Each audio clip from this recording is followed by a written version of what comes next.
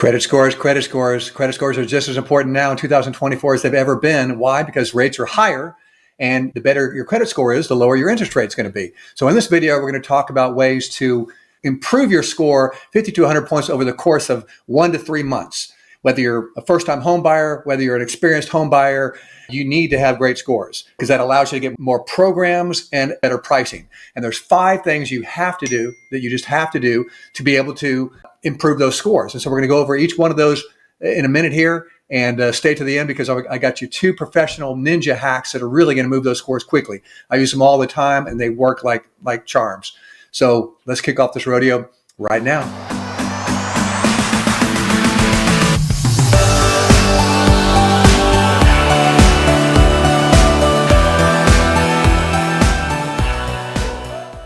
Hi folks, I'm Kevin Fagan. I'm the Mortgage Patriot on your side here in Central Texas, nestled above San Antonio in the Hill Country, and serving proud Texans as well as all you great patriots all over the country.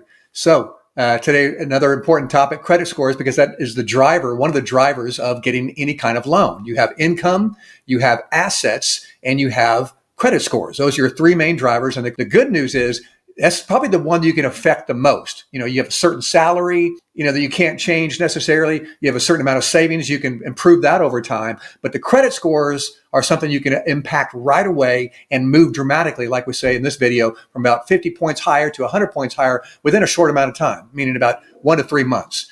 So if you would hit the like and subscribe, because that really helps me and it helps you as it gets my videos out to you and improves the algorithm on the YouTube channels. So I try to give you lots of great information. I'm hoping this is helping you out. So again, if you're a new subscriber, please hit the like and subscribe button. And let's get into that content right now. Bear in mind as we go through this presentation, we're not talking about taking someone from an A-level score, like in the 720s, to over 800. There's no reason for that. You have the full complement of products at your availability. The pricing is very good. Yes, you can get slightly higher pricing from 800 instead of 720, but it's very small. This is really concerning the average individual who might have mid 600 scores, or even low 600, or even 550 to 580 scores. We want to take these individuals and move them up the ladder, improving their score so they have available to them FHA loans and conventional loans that are attached to down payment assistance programs for your first-time home buyers. So let's get into those 5 reasons now. So the first thing you want to do in this journey is to actually get a credit report. Find a credit report, have one generated for you so you can see not only the scores, because obviously the scores are important, but actually what's in the report. And there's a couple ways to do that. You can go to annualcreditreport.com, annualcreditreport.com as you see there, or go online and go to the actual bureaus. There's 3 trade bureaus that provide numbers for you. It's Equifax, TransUnion, and Experian. Equifax, TransUnion, and Experian. Those are the 3 credit bureaus we have to worry about. And they give you a score each. And lenders across the country are bound by guidelines to take the middle of those 3 scores. So that's why sometimes you'll hear a loan officer say, what's your middle score? But that's the score that drives the actual loan, is your middle score. But back to the credit report, it's not just so important to get your scores, but again, you want to see the report itself because you want to know if there's errors on there. A lot of times there are. You may think you're rocking along great with a 680 or 700 score, and you want to buy a home in 2 months, and then suddenly the loan officer pulls your credit report, and you have errors that shouldn't be on there. There are accounts assigned to you that you never opened, and they're late, and they're being collected upon, and you had no idea. That happens all the time. So that's a scary thing. That's why no matter what you think your score is, get that report in your hand, comb over it with a fine-tooth comb, and see if there's any duplicates, number one, see if there's any errors, and we'll talk about what to do if you do have that. So the second thing you really need to do and want to do is, once you have that report in hand, is you have to dispute items that are wrong, that are errors, or they're duplicates, that are that are ID theft related, anything like that. You want to get those completely expunged or taken off your credit report. And you can do that in 2 different ways. One is you do it yourself through your own efforts of calling the bureaus, trying to understand what their dispute process might be, which I don't recommend unless it's a very simple fix. That maybe you have 1 dispute because you have 1 duplicate item. That's not a hard deal. You can do that yourself. Otherwise, I would engage a credit professional. Now, you have to be careful here as well, because a lot of them are shysters, to be honest with you, and they'll sit on their hands and not do anything. You'll give them, a couple $100 a month kind of thing, or whatever it is, and there's nothing to show for it. So I've got a handful of dedicated, proven credit repair specialists that I've used that move scores nicely for all the right reasons.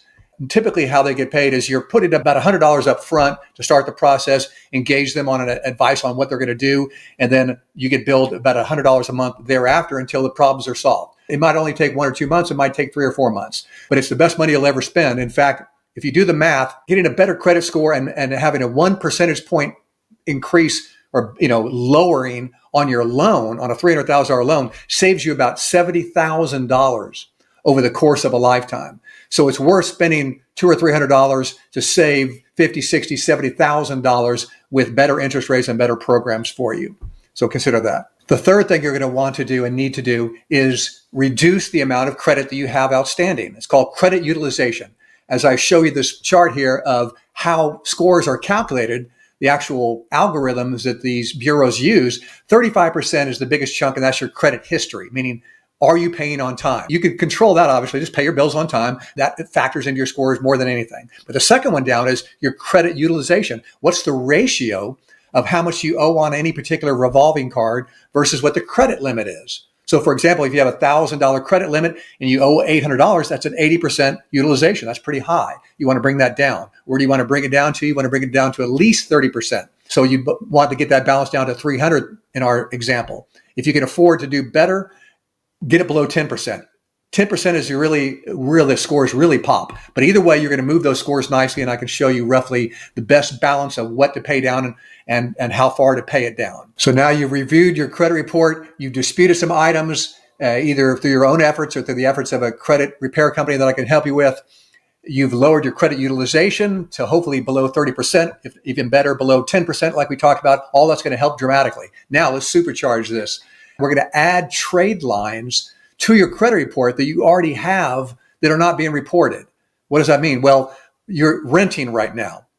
And if your rental history, let's say you're in an apartment complex for the last 2 years, 99% of the time, that apartment complex is not reporting to the bureaus. Or if it is, it's only reporting to one bureau.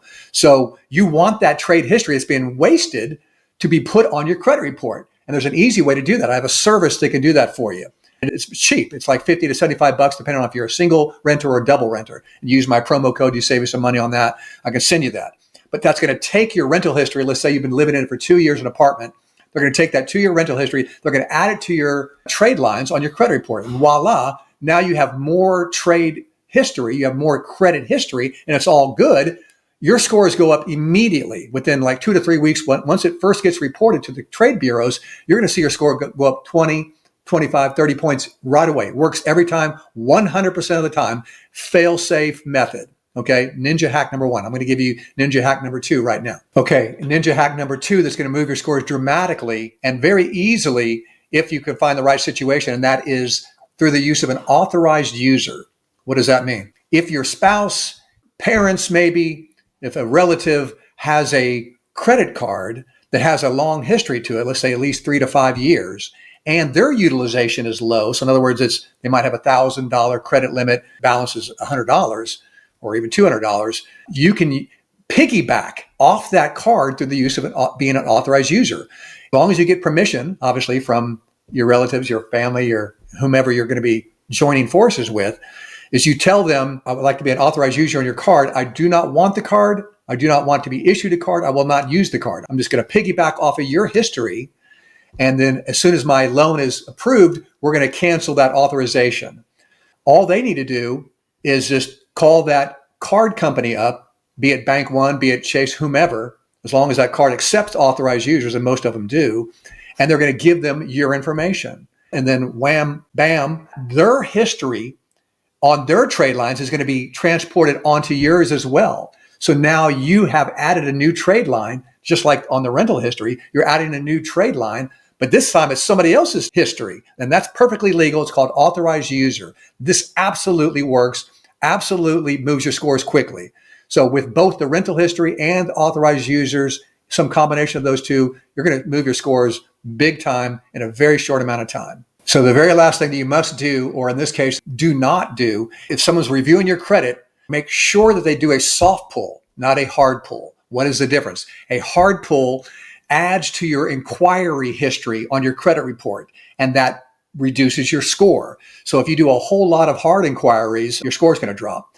On a soft pull, it does not harm the score at all. It does not get added to your inquiry history. So therefore, it's the same amount of information. So you're going to know what your credit scores are. The lenders or institution or myself, we're going to know what your situation is, whether it's a soft pull or hard pull. So there's no reason at all to let anybody do a hard pull till the very end when you're ready to actually do the loan. But for an inquiry, for purposes of trying to qualify, for purposes of trying to get pre-approved, absolutely do a soft pull, not a hard pull. And that will help you not lose any points on your scores. Another major reason why you do not want to do a hard pull versus soft pull is that a hard pull triggers third-party marketing. So in other words, somebody does a hard pull on you, a normal credit review, you're going to get bombarded. And I mean bombarded now. It's terrible how many texts you get, how many emails you're going to get, how many even phone calls you're going to get from lenders saying, oh, I see that you're reviewing your credit. Maybe you're trying to buy a home. Let me do this for you. Let me do that for you. And they start killing you with marketing. So a hard pull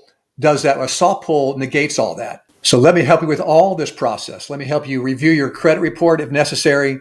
Let me help you dispute by giving you some professionals that really can tackle the situation at hand, can show you the most optimal use of how to pay down your credit utilization on certain cards to show you what that score impact would be. Let me help you get your rental history onto your credit report, or maybe authorized user onto your credit report, both of which will help dramatically. And lastly, let me do a soft pull for you versus a hard pull when it comes down to it. And we're going to move your scores rapidly. We're going to take you from 550 to 640. We're going to take you from 605 to 680. We're going to do this in a matter of months or sooner. So don't be scared by it. Give me a call at 210-317-6514. And like and subscribe once again. I'm Kevin Fagan, the Mortgage Patriot, on your side. Make it a great one.